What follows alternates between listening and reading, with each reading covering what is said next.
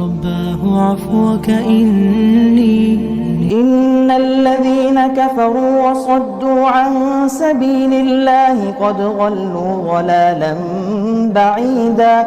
إن الذين كفروا وظلموا لم يكن الله ليغفر لهم ولا ليهديهم طريقا إلا طريق جهنم خالدين فيها أبدا، وكان ذلك على الله يسيرا.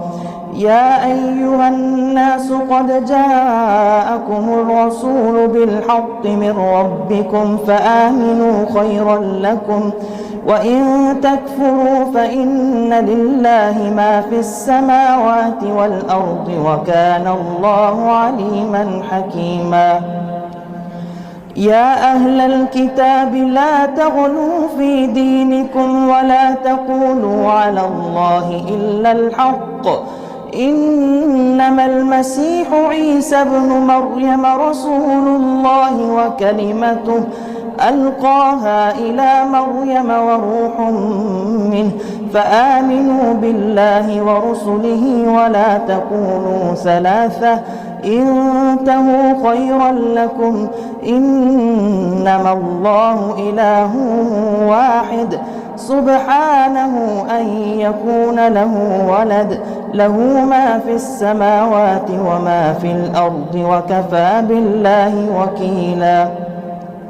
لن يستنكف المسيح أن يكون عبدا لله ولا الملائكة المقربون، ومن يستنكف عن عبادته ويستكبر فسيحشرهم إليه جميعا.